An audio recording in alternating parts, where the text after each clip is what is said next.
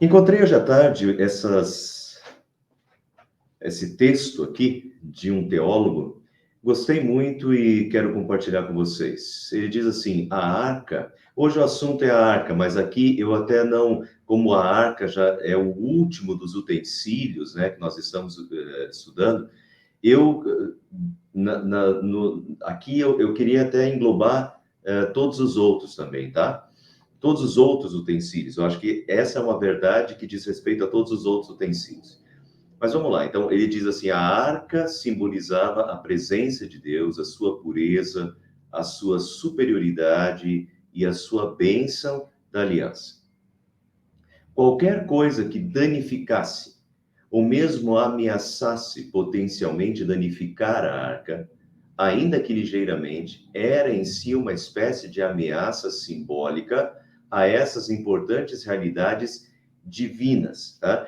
Então, vamos lembrar que diversas pessoas, né? Diversas pessoas daqui para frente, né? Porque aqui nós estamos em Êxodo ainda, quando Deus está prescrevendo a arca, daí Moisés constrói a arca, mas no decorrer dos tempos, várias pessoas foram simplesmente fulminadas ao tocar a arca. As pessoas não podiam tocar a arca, né? Tinha tocar na própria arca, eles tinham que carregar, né, pelas varas, isso é primeiro. Então não podia em hipótese alguma tocar a arca. E as pessoas que tocaram a arca foram fulminadas, morreram instantaneamente e foram diversas pessoas no decorrer das épocas. Então, a gente entende, a arca simboliza a presença de Deus, a santidade de Deus. Deus é absolutamente santo e nós somos pecadores e nós não podemos chegar e nós não podemos tocar. Portanto, vejam que o símbolo, ele nos remete à realidade. E o símbolo, ele realmente quer levar as pessoas a pensar na realidade, pensar em Deus, pensar na santidade de Deus, né? Então, por isso que ele fala, qualquer coisa que danificasse, ou mesmo ameaçasse potencialmente danificar a arca, ainda que ligeiramente, em si é uma espécie de ameaça simbólica a essas importantes realidades divinas. Daí vejam, aí ele explica, os israelitas deviam respeitar os símbolos das realidades como forma de mostrar respeito pelas próprias realidades. Entende? Então, o símbolo da realidade e a Arca da Aliança era um símbolo da presença de Deus, era um símbolo da santidade de Deus. E um Deus que é intocável, porque é um Deus absolutamente santo, enquanto nós somos pecadores. Então, esse símbolo é um símbolo da realidade como forma de mostrar respeito pela própria realidade, né? Um requisito, o símbolo, um requisito comparável da nova... Um requisito comparável da nova aliança, no Novo Testamento, de respeito em conexão com um símbolo de uma realidade, se aplica no caso da ceia do Senhor, por exemplo. O desrespeito pelo símbolo leva a sérias consequências. Então, ele cita 1 Coríntios 11, 20 a 34.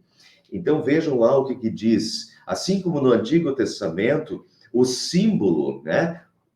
Deviam respeitar o símbolo da realidade como forma de mostrar respeito pela própria realidade. E assim, então, quem tocava na arca no Antigo Testamento era fulminado, né? Devia respeito, né? A arca é santa.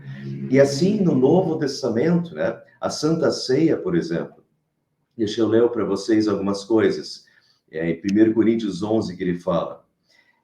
Portanto, todo aquele que comer o pão ou beber o cálice do Senhor indignamente será culpado de pecar contra o corpo e o sangue de Cristo, será culpado de pecar contra o corpo e o sangue de Cristo. E depois ele diz, examine-se então cada um a si mesmo, e então coma do pão e beba do cálice. Pois quem come e bebe sem discernir o corpo do Senhor, come e bebe para a sua própria condenação. Condenação. Então, não é uma... Vejam, nós temos aí esse símbolo, né? A gente tem o pão e o vinho, mas o pão e o vinho, né? Esse símbolo do pão e do vinho nos remete, forma de mostrar respeito pelas próprias realidades. O pão e o vinho está completamente vinculado ao corpo e ao sangue, né? A uma realidade, a realidade do corpo de Cristo. E por isso, quem come, né, diz aqui, pois quem come e bebe sem discernir o corpo do Senhor, come e bebe para sua própria condenação. 1 Coríntios 11, 29. Então, aí, vocês conseguem entender um pouquinho melhor, porque às vezes a gente acha assim, nossa, mas Deus fulminou, Deus matou quem tocava, pobrezinho, daqueles que tocavam na arca lá. Só que desde o início Deus já falou isso, que não era para tocar na arca, né? A arca é um sinônimo da santidade absoluta de Deus, né? E um pecador não toca em Deus. Deus é absolutamente santo. Um pecador não pode tocar em Deus, né? Assim como ele está. E por isso tinha as varas que eles carregavam, não era qualquer pessoa que podia carregar, eram os sacerdotes que tinham que carregar, e as pessoas que não respeitaram isso, de fato, foram fulminadas. Mas por quê? Porque o símbolo da realidade é uma forma de mostrar respeito pela própria realidade, né? A gente entende um pouquinho melhor isso. E respeita também, né? E vem para o Novo Testamento e a gente continua respeitando as coisas de Deus, os símbolos de Deus, assim como o batismo também, né? A água e tudo que ela significa, que ela simboliza, né? A purificação dos pecados, a Santa Ceia, né? Então, de certa forma, nós continuamos tendo aí essas questões. Mas então vamos para o último dos utensílios, que é a Arca da Aliança. Êxodo capítulo 25, versículos 10 a 16, descreve a arca, Deus descreve a arca para Moisés. Também farão uma arca de madeira de acácia, de 1,10 m de comprimento, 66 centímetros de largura e 66 centímetros de altura. Revista a arca de ouro puro. Então, só notem aqui, a arca, assim como a mesa, né, também era feita de madeira de acácia e revestida de ouro, tá? Eu quero salientar isso agora, porque vocês vão ver daqui a pouco que a tampa da arca já não é de madeira de acácia, é de ouro puro batido, quer dizer, só de ouro, tá? Mas, por enquanto, a arca em si era feita de madeira de acácia revestida de ouro por dentro e por fora. Vamos continuar. Coloque esse revestimento, então, de ouro, né, por dentro e por fora, e ponha um remate de ouro ao redor da arca. Um remate de ouro ao redor da arca. Mande fundir 4 argolas de ouro e fixe-as nos 4 cantos da arca, 2 argolas num lado dela e 2 argolas no outro lado. Faça também cabos, varas, né? Cabos grossos de madeira de acácia, revista-os de ouro, passe os cabos pelas argolas nos lados da arca, para que ela possa ser carregada por meio deles. Os cabos ficarão nas argolas da arca e não serão tirados dela. E você porá na arca o testemunho que eu lhe darei. O testemunho que eu lhe darei eram os 10 mandamentos que diz que foram escritos pelo dedo de Deus, né? Pelos dedos de Deus. Então, esse vai ser o testemunho que vai ser colocado dentro da arca. Isso no primeiro momento, tá, pessoal? Porque nós estamos aqui em Êxodo, capítulo 25. Esse é o primeiro testemunho, tá? Os 10 mandamentos que foram... A gente sabe que tinha mais coisa dentro da arca. Mas, num primeiro momento, nesse momento aqui, foi colocado os 10 mandamentos, o testemunho, né? Dentro da Arca da Aliança. Posteriormente, o que mais tinha dentro da Arca da Aliança? A gente sabe que tinha o maná, mas o maná, veja, então, o maná é depois. Isso daqui, eles tinham acabado de sair do Egito, eles estão aos pés do Monte Sinai, estão no primeiro ano, depois de 3 meses que eles saíram do Egito. Então, aqui é o início ainda. Posteriormente, depois da travessia pelo deserto, depois dos 40 anos no deserto, o maná também, Deus pede para que eles coloquem um pouco do maná dentro da Arca da Aliança, porque significa e simboliza o cuidado de Deus e a manutenção de Deus e o cuidado de Deus sobre o seu povo. Outra coisa que tinha era o cajado de Arão, que floresceu, né? Também foi colocado aqui dentro, mas não nesse primeiro momento. Foi no momento já posterior, daí foi colocado o cajado de Arão também aqui dentro da arca. Mas num primeiro momento, nessa partida aí, nesse primeiro momento, era o testemunho, né? Porá na arca o testemunho que eu lhe darei. O testemunho que eu lhe darei eram os 10 mandamentos, as duas tábuas, os 10 mandamentos. E daí ele continua, Êxodo 25, 17 a 22, com a tampa da arca, né? Faça também um propiciatório de ouro puro, né? Um propiciatório, essa tampa, de 1,10 metro de comprimento, 66 centímetros de largura. Era absolutamente da mesma largura e comprimento da própria arca, né? A tampa. Faça 2 querubins de ouro batido nas 2 extremidades do propiciatório. Um querubim deve ficar numa extremidade e o outro na outra extremidade. Faça os querubins nas 2 extremidades, de modo que formem uma só peça com o propiciatório. Então, a tampa e os querubins eram uma só peça, né? E tudo de ouro batido, quer dizer, de ouro puro. Deixa eu só comentar rapidinho essa questão dos querubins. O que são os querubins? Sinceramente, não sei, né? E nem vou ficar me arriscando a dar muita explicação. Por quê? Deixa eu explicar para vocês por quê. Porque, fora esse lugar aqui, Êxodo capítulo 25, onde aparece sobre querubins na Bíblia? Aparece em Gênesis, e daí, de certa forma, é significativo, mas aqui, então, é o segundo lugar na Bíblia. E fora esse lugar, onde eles aparecem de novo?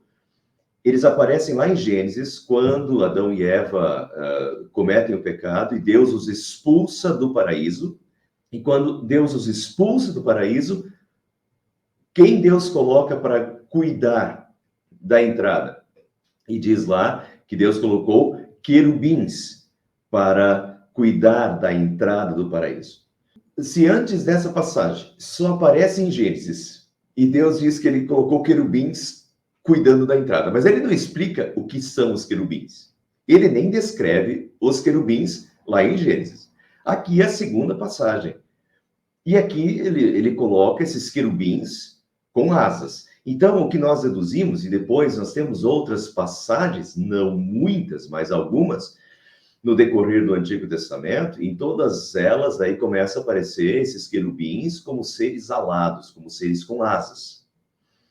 Agora, o que eles são? Então, presume-se que sejam seres espirituais como anjos, né? Uma forma de descrever anjos, embora os anjos são seres espirituais e não têm corpo, né? Mas aqui, então, nós temos esses querubins que são seres alados, que já aparecem lá na queda do ser humano em pecado, não permitindo que o ser humano, agora pecador, se chegue diante de Deus. E agora, talvez isso seja significativo. Eu não consigo explicar para vocês o que eles são, porque a Bíblia não dá muito, não fica explicando quem são eles e como eles são. Tá? Essas são algumas descrições aí que aparecem aos querubins. Agora, é interessante que eles apareçam lá, que Deus os tenha colocado, cuidando para que o ser humano pecador não se aproxime, né, não volte para dentro desse lugar de Deus e da presença de Deus, no Jardim do Éden. Mas agora Deus os coloque também em cima da arca da aliança, dessa aliança de Deus com o ser humano, né?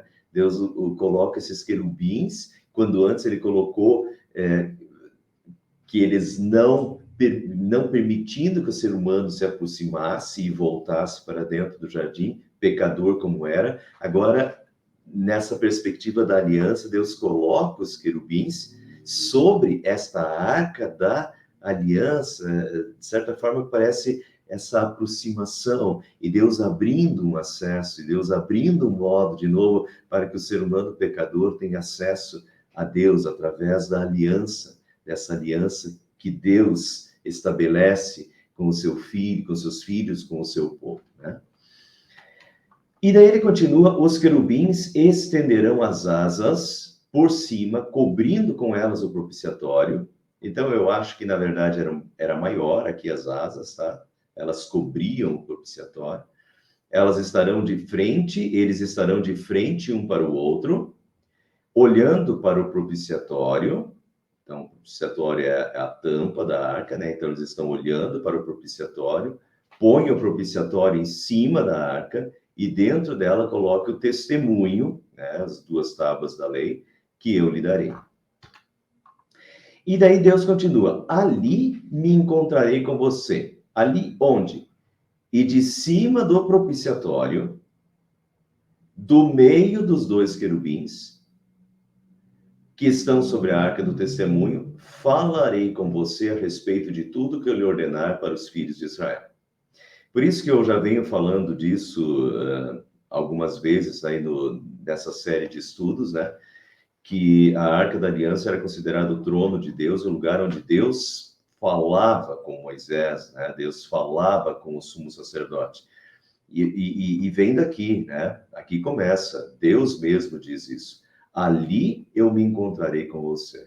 Esse é o lugar da presença de Deus. Ali eu me encontrarei com você, de cima do propiciatório, então, em cima desta tampa, do meio dos 2 querubins, que estão sobre a arca do testemunho, falarei com você a respeito de tudo que eu lhe ordenar para os filhos de Israel. Então veja como isso é significativo. A arca da aliança simboliza a própria presença de Deus entre o seu povo e é o lugar mais sagrado. Esse é o Santo dos Santos, né? O Santíssimo Lugar. A arca da aliança é o único utensílio que está nesse lugar. E esse compartimento reservado do tabernáculo é como se fosse o quarto de Deus, é o quarto da presença de Deus. E o próprio Deus diz isso, que ele estaria e se manifestaria, falaria como sumo sacerdote, de cima, né, do propiciatório, de entre os querubins. O trono de Deus. Vejam como, segundo Reis 19, 14 e 15, esse lugar é chamado.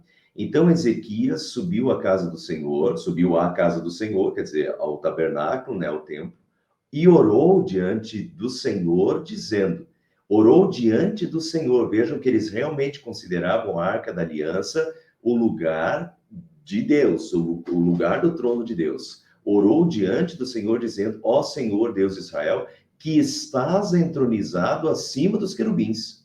Estás entronizado acima dos querubins, exatamente aqui. Somente tu és o Deus de todos os reinos da terra, tu fizeste os céus e a terra. Então vejam como esse lugar, né, a Arca da Aliança e este lugar é considerado o trono de Deus na terra. Vejam que Ezequias chegou diante do Senhor, né? Deus está no santo lugar, no Santo dos Santos, Deus está entronizado acima dos querubins, esse é o trono de Deus, e quando as pessoas se chegam diante da arca de Deus, eles se chegam com absoluto respeito, sabendo que estão diante da presença de Deus, e que Deus está entronizado acima dos querubins. Então, a arca da aliança é o trono de Deus. Salmo 81 diz, dá ouvidos ao pastor de Israel, tu que estás entronizado acima dos querubins, mostra o teu esplendor. De novo, então, né, eles tratavam como o trono de Deus a Arca da Aliança. Mais do que isso, o propiciatório, que era a tampa, era considerado o estrado dos pés de Deus, o estrado dos pés de Deus. Ouvimos dizer que a arca estava em Efrata, e a encontramos no campo de Jaar. Entremos na sua morada, adoremos diante do estrado dos seus pés. Entremos na sua morada, quer dizer, dentro do templo, né? Do Santo dos Santos, e adoremos diante do estrado dos seus pés. Então, aqui é considerado o estrado dos pés de Deus. Isso, Salmo 132, vejam, Salmo 99, exaltem o Senhor, o nosso Deus, e prostrem-se diante do estrado dos seus pés. O Senhor é santo, né? Prostrem-se diante do estrado dos seus pés. Então, de novo, qual é o estrado dos seus pés? O propiciatório, essa tampa, né? Esse lugar plano. Aí é o estrado dos pés de Deus. Deus está aqui, né? Deus está aqui Deus está presente e Deus está entronizado acima dos querubins, e o propiciatório é o estrado dos seus pés. Êxodo 25, 17 e 22 fala, faça também um propiciatório de ouro puro, né? De 1,10 m de comprimento, 60... Vejam, a questão aqui, nós já lemos esse texto, propiciatório de ouro puro.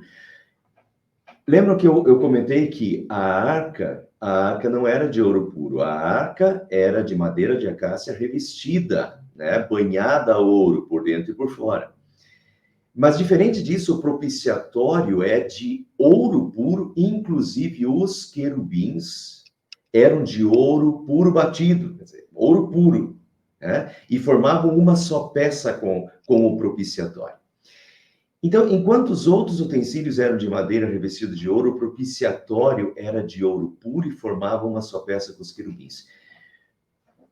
Eu quero salientar isso bastante, pessoal, porque eu não sei qual a impressão que vocês têm, mas às vezes a gente fala da Arca da Aliança, e quando a gente fala da Arca da Aliança, a gente lembra do que tinha dentro da Arca da Aliança, os 10 mandamentos, a vara de Arão, o maná, tudo legal. E a Arca da Aliança, mas será que a gente dá a devida atenção ao principal na Arca da Aliança? E o principal na Arca da Aliança é justamente o propiciatório. Enquanto a arca em si é feita de madeira de acácia, banhada, o que está dentro dela é precioso, né? Que é a lei de Deus, o testemunho de Deus, as duas, né, tábuas da lei de Deus. Mas vejam, a começar pelo material. Enquanto a arca é de madeira revestida, o propiciatório é de ouro puro batido. E os querubins que formam uma só peça com o propiciatório. E tudo isso é de ouro puro batido. Então, o mais importante aqui, e o que ganha um papel notório daqui em diante, e até no Novo Testamento, é o propiciatório. É fundamental, na Arca da Aliança, é fundamental a gente entender o propiciatório, tá? Então, o propiciatório, ele não era apenas a tampa da arca. Ele era um lugar de propiciação, um lugar de expiação. Muito bem, agora a gente entrou num terreno complicado, tá? Para dizer bem a verdade, eu não gosto de nenhuma dessas palavras. E não gosto, as palavras, o sentido delas é maravilhoso. Só que não são palavras que a gente usa e são palavras desconhecidas, e é difícil daí, quando a gente não usa as palavras, é difícil a gente ter, né, de pronto, assim, o significado delas na cabeça. Então, propiciatório. Propiciatório é o lugar da propiciação e da expiação. O que é expiação? O que é propiciação? Não são palavras que a gente usa. Propiciatório significa, tá? Se a gente pegar lá do hebraico, que é a língua original do Antigo Testamento, propiciatório significa lugar da expiação. Tá bom. Então o propiciatório é um lugar de expiação, mas o que é expiação? Né? Então, a gente usa uma palavra para explicar outra, mas a outra, a que a gente explica também não é compreendida. Então, a gente fica no mesmo lugar. O que é o propiciatório? Lugar da expiação. Mas o que é expiação? Então, vamos tentar esclarecer um pouquinho melhor isso. Expiação. Esse aqui é o dicionário da Bíblia, tá? Da Sociedade Bíblica do Brasil. Diz que é o ato mediante o qual os pecadores são reconciliados com Deus, para a eliminação de seu pecado, que faz separação entre eles e Deus. Então, é um ato mediante o qual os pecadores são reconciliados com Deus. E isso está tranquilamente no sentido da palavra hebraica, realmente tem reconciliação. Reconciliação é uma palavra que pode ser traduzida, tá? Então, mediante o qual os pecadores são reconciliados com Deus pela eliminação do seu pecado, que faz separação entre eles e Deus.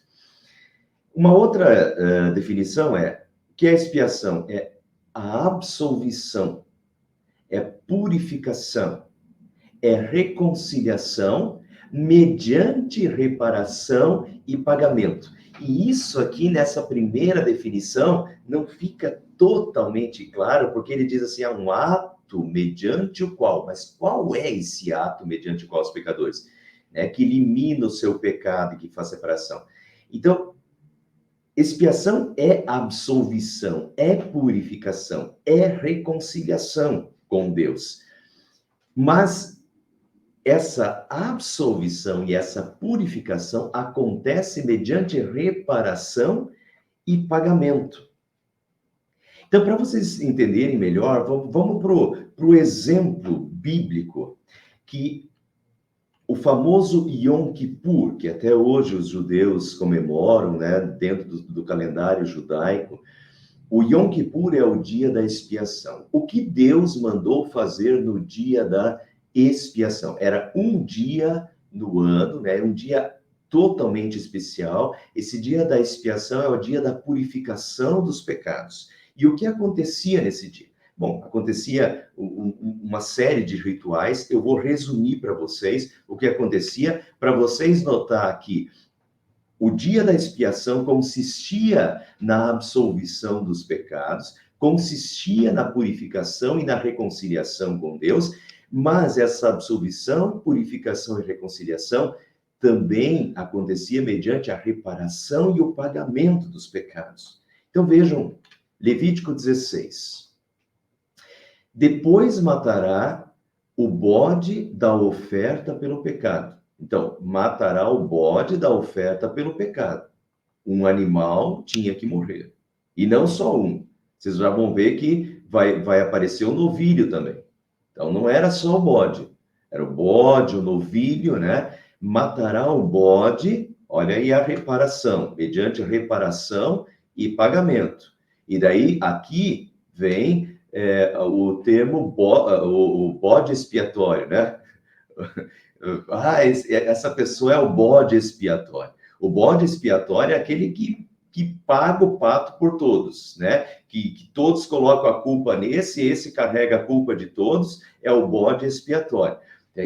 A frase vem justamente desse texto aqui. Depois matará o bode da oferta pelo pecado, que será para o povo. Trará o sangue do bode para dentro do véu e fará com esse sangue, vejam, para dentro do véu. O que estava dentro do véu? A Arca da Aliança. Então, trará o sangue do bode para dentro do véu e fará com esse sangue como fez com o sangue do novilho. Quer dizer, o novilho já tinha sido morto e já tinha o sangue do novilho também. Ele, o sumo sacerdote, o aspergirá no propiciatório. O sangue do bode, assim como o sangue do novilho, era aspergido sobre o propiciatório, sobre a tampa da Arca da Aliança, e também diante dele. Assim fará expiação pelo santuário por causa das impurezas dos filhos de Israel e por causa das suas transgressões e de todos os seus pecados. Então fará expiação. Mas em que consistia então a expiação? Em que consistia a absolvição, a purificação, a reconciliação com Deus, por causa dos pecados, as impurezas, as transgressões e dos seus pecados? Exigia a reparação, o pagamento da culpa. E o pagamento da culpa, daí, quem pagava a culpa? O bode expiatório, Quer dizer, quem pagava a culpa era o sangue do bode, o sangue do novilho, o sangue do animal pelo sangue das pessoas, quer dizer, pela vida das pessoas. Deus aceitava o sacrifício dos animais e o sangue dos animais para o perdão, para a purificação, para a absolvição dos pecadores. Então, isso é expiação, Isso é expiação e isso é o propiciatório. É nesse lugar aqui que isso é a propiciação. Propiciação é expiação, e expiação é isso, é a absolvição, purificação, reconciliação com Deus através da reparação, através do pagamento do pecado que no caso, no Antigo Testamento, era o sangue dos animais. E vejam aqui, ninguém poderá estar na tenda do encontro quando Arão entrar para fazer propiciação. Era apenas um dia no ano e apenas uma pessoa, o sumo sacerdote, que podia entrar nesse lugar. Ninguém poderá estar na tenda do encontro quando Arão entrar para fazer a propiciação no santuário, até que ele saia depois de feita a expiação por si mesmo, pela sua casa e por toda a congregação de Israel, certo? E em que consistia a propiciação? No sangue do novilho e do bode aspergido 7 vezes sobre a arca, né, sobre a tampa, sobre o propiciatório e diante do propiciatório. É isso que consistia, nesse ritual consistia a propiciação dos pecados. Vejam aqui como esse lugar, o Santo dos Santos, como o lugar é chamado. Davi entregou a Salomão, seu filho, a planta do pórtico com as suas casas, as suas tesourarias, os seus cenáculos, as suas câmaras interiores, bem como o lugar do propiciatório. Notem, então, isso daí já é depois, quando Davi dá para Salomão a planta de como ele deveria construir o tabernáculo definitivo, que é o templo já definitivo, né? Que consistia em mais coisas do que no deserto ainda, tesouraria, cenáculos, camas interiores, mas como Davi chama o Santo dos Santos. E Davi chama o Santo dos Santos, esse lugar onde está a Arca da Aliança, ele chama esse lugar de um lugar do propiciatório. Para vocês notar, a ênfase e o principal na Arca da Aliança é o propiciatório. É essa tampa da Arca da Aliança de ouro batido com os querubins sobre elas, onde Deus, o estrado dos pés de Deus, o próprio trono de Deus na terra, né? Então, a ênfase, todo esse lugar é conhecido como o lugar do propiciatório. O principal é o propiciatório. Algumas Bíblias inglesas traduzem o propiciatório como mercy seat, que é lugar de misericórdia, lugar de compaixão, trono da graça. Olha, eu não achei um termo... usar lugar de misericórdia em português, não sei se traduz adequadamente, lugar de compaixão, trono da graça. Em português é difícil traduzir. Se eu tivesse uma tradução muito boa, eu usaria, mas em português é complicado. Agora, o inglês, em algumas Bíblias em inglês, eles usam, em vez de falar propiciatório em inglês, eles falam mercy seat, quer dizer, é o lugar da misericórdia. E de fato de certa forma, é uma boa tradução, né? O que é o propiciatório? É o lugar da misericórdia, é o lugar da compaixão, é o trono da graça. Seat, né? É um assento da misericórdia, é um lugar. Então, é o trono da graça, o trono da misericórdia, o trono da compaixão de Deus. Muito significativo isso. Trono da graça. Em muitas Bíblias, o propiciatório muitas vezes é chamado de o trono da graça. E por que é chamado de o trono da graça? Deus está entronizado sobre o propiciatório. O seu trono é o trono da graça e da misericórdia. Vejam, pessoal, é extremamente significativo que Deus tenha... Vejam que é Deus quem está narrando tudo aqui. É Deus quem está pedindo. E o que Deus pediu?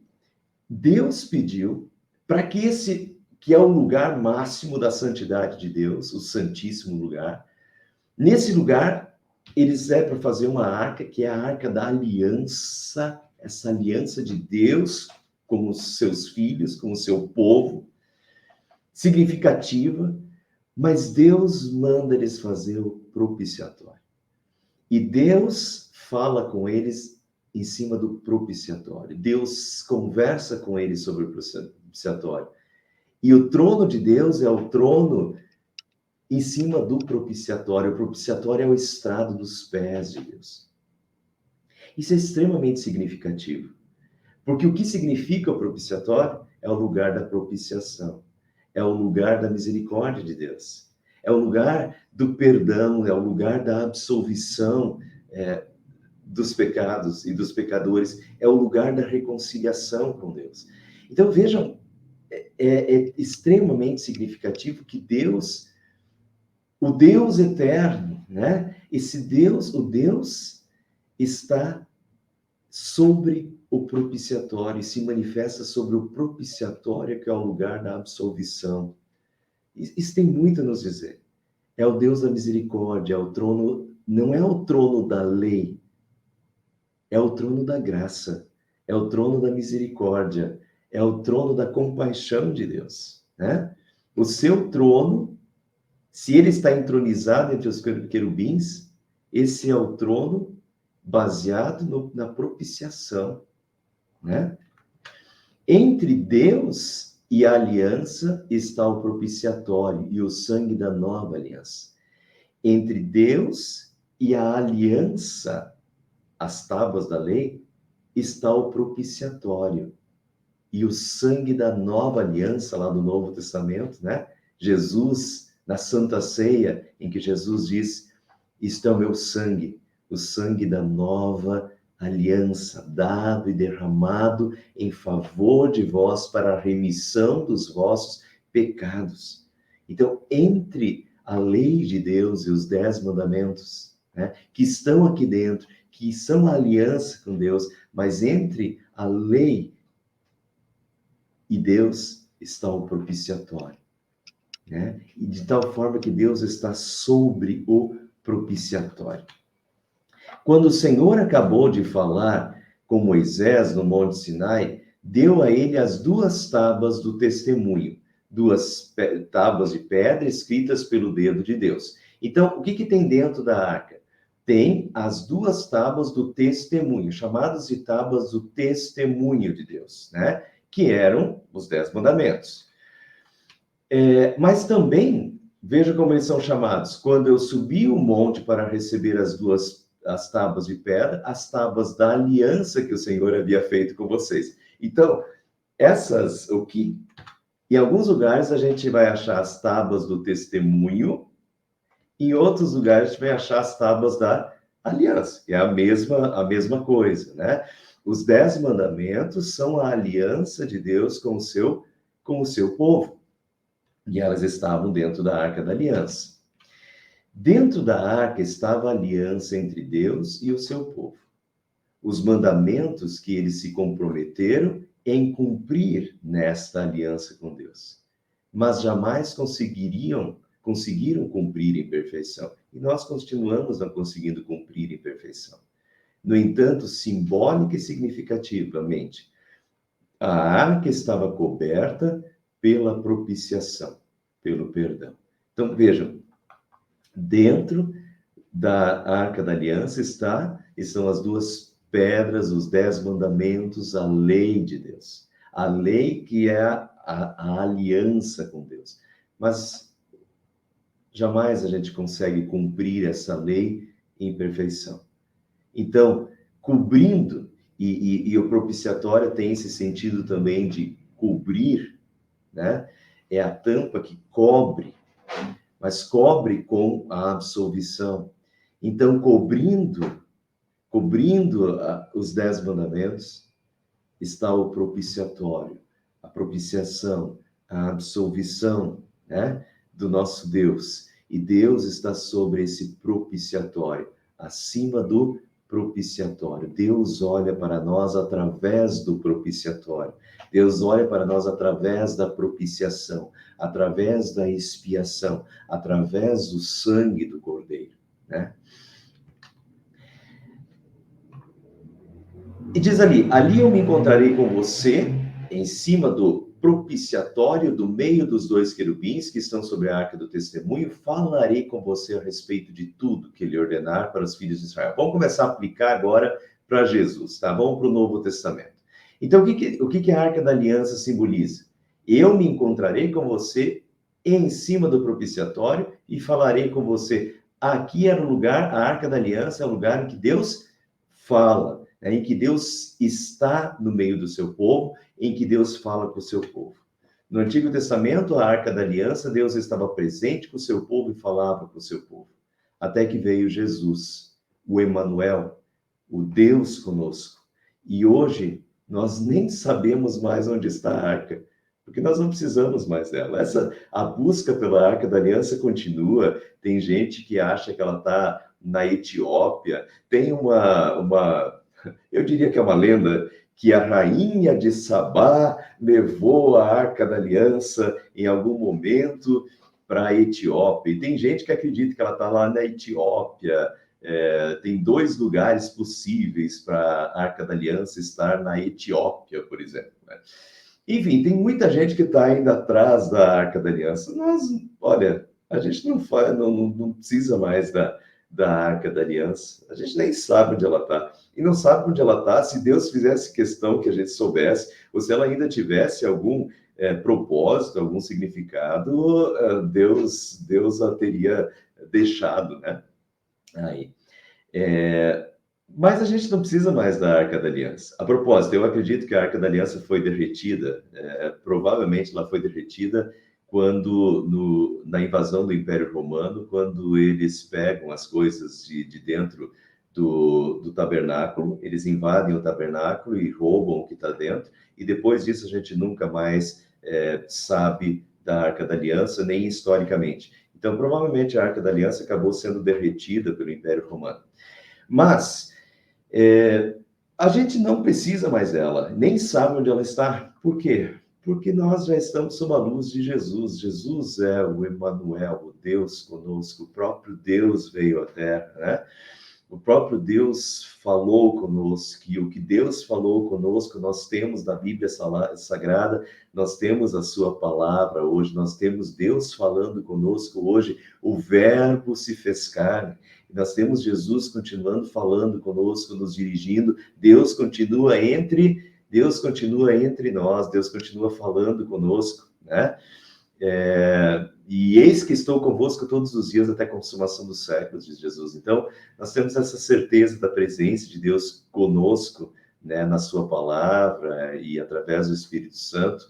Então, vejam como se cumpriu, né? Mas Jesus é o próprio Deus na terra. Então, enquanto no Antigo Testamento a Arca da Aliança era o trono de Deus e era Deus entre o seu povo, falando com o seu povo, isso se cumpre em Jesus, que Jesus é a Arca da Aliança em si mesmo, né? Ele é a própria aliança com Deus, Deus que veio à Terra, né? Nessa aliança, o sangue da nova aliança, né? O próprio Deus falando, ensinando e dando a sua vida por nós. No Antigo Testamento, a Arca da Aliança era o trono da graça, e vejam como Hebreus fala: tendo, pois, Jesus, o Filho de Deus, como o grande sumo sacerdote que adentrou os céus, aproximemo-nos do trono da graça com confiança, a fim de recebermos misericórdia e encontrarmos graça. Então, vejam, Jesus é o sumo sacerdote que adentrou os céus, né? Além do véu, os céus, aproximemo-nos do trono da graça com confiança, a fim de recebermos misericórdia e encontrarmos graça. Lembra lá da tradução do inglês? Mercy seat, é o lugar da misericórdia, é o trono da graça de Deus. Nós nos aproximamos agora do trono da graça de Deus, né? Jesus que está à direita do Pai e intercede por nós. Então, nós nos chegamos diante do trono da graça de Deus, com confiança, a fim de recebermos misericórdia, encontrarmos graça, né? Para nós é o trono da graça, Jesus. E daí, 1 João 4,10 diz: nisto consiste o amor, não em que nós tenhamos amado a Deus, mas em que Ele nos amou e enviou o seu Filho como propiciação pelos nossos pecados. Quer dizer, quem é o que faz a propiciação? Isso a gente já via lá no Antigo Testamento, né? Já estava fazendo as conexões, mas agora no Novo Testamento isso é óbvio.